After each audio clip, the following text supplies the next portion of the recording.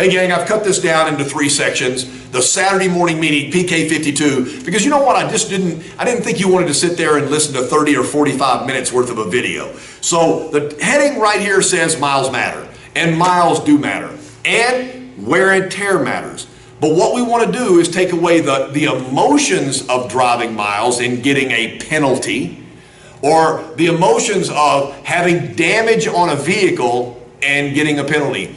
I'm in the great state of Texas right now, and I got to tell you, people just do not want to lease their truck. And I'm saying from my heart, if you're going to drive a truck in the state of Texas or Montana or New Mexico or Oklahoma or Arkansas or anywhere and use it as a truck, there's going to be damage on the truck. I would recommend that you lease it every single time. Remember, you can pay for the damages up front by gambling a little bit. You buy a wear and tear policy in your F&I office, which is going to probably cost somewhere in the neighborhood of $695, and that's a TFS package you can buy from our bank, and it covers you up to $5,000 worth of wear and tear. A lot of you guys know that I took care of my dad in a car, but I always leased my dad a car as he got over 80 years old because he was going to damage the car. He drove by Braille. He would drive up and boom, he would hit something and goes, yeah, I guess that's close enough. So the $5,000 worth of coverage always took care of me. So I never paid a wear and tear charge at the end because I'd protected myself by investing in that package up front. If I know I'm going to take the truck fishing, if I know I'm going to hunt in the truck, if I know occasionally I'm going to use the 4-wheel drive in the truck and I'm going to go places that most people can't go, I'm going to spend the $695 and protect myself and lower my payment. Again, I'm not being crazy here, it's math. If I can lower my payment by $100 a month, at the end of a 36-month lease, that's $3,600. So the $3,600 that I didn't use in payments, why don't I use some of that to pay the $695 in the wear and tear policy? Math, not emotion. Leasing is math, and math is absolute. Let's overcome some objections. Miles math. Just in a full disclosure for you right here. This is KC math right here.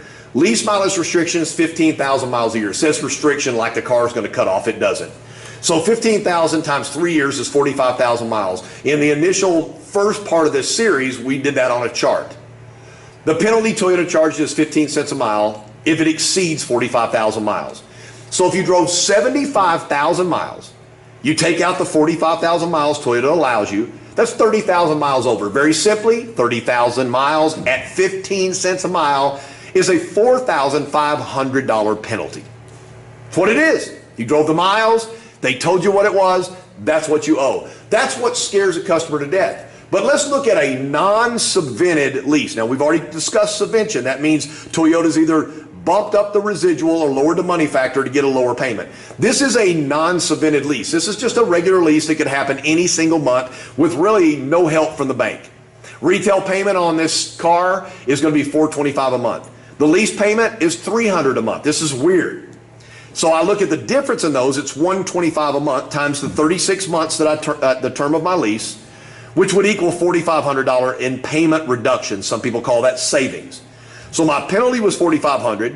I paid $4,500 less to drive the car. I netted out at zero. My payment was lower enough so I could drive miles, and I'm really not in an inequity situation. I'm in a break-even situation because of my payment reduction. Think about that one.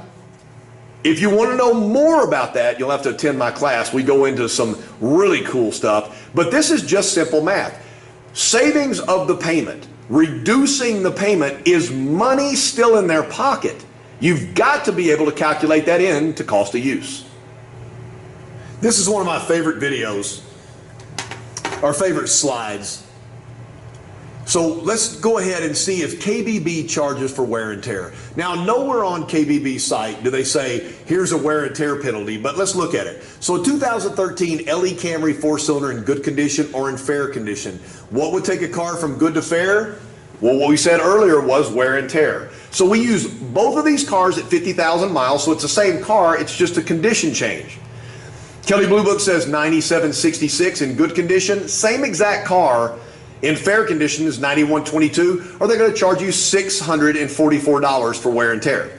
That's what Kelley Blue Book charges. I don't know what your used car manager would charge, but they're going to charge for the scratch or the dent or the stains on the seat. Let's look at a Tundra. Crewmax 4x4. Good condition or fair condition, both with 50,000 miles. The difference is the condition at trade-in.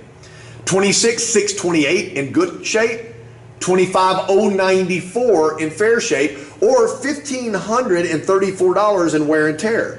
Now that's from good to fair. That's with really no big damage. Again, for $695, I could have protected myself for up to $5,000 worth of wear and tear.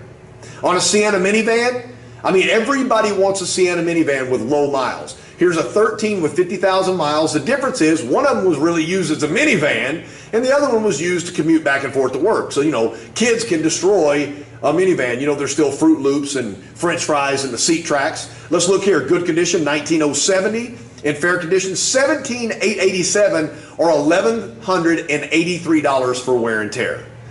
Remember, it doesn't matter. It's math, not emotion. I'm not getting penalized for wear and tear.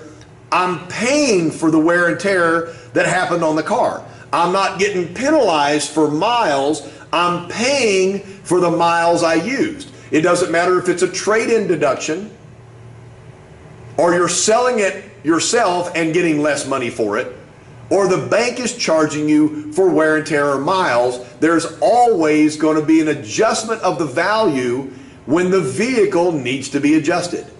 It's math, and math is absolute.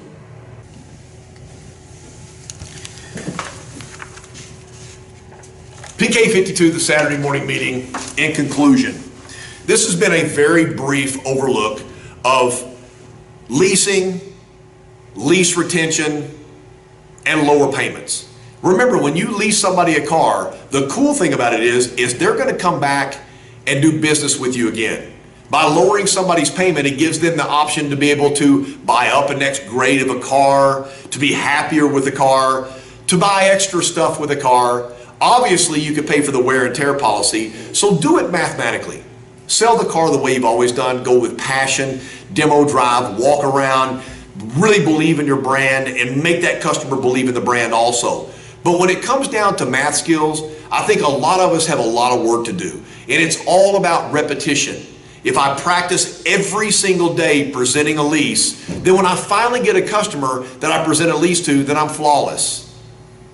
Increase your game. Remember, professionals practice every day, and you are all professionals. The Saturday morning meeting, PK52. See you next week.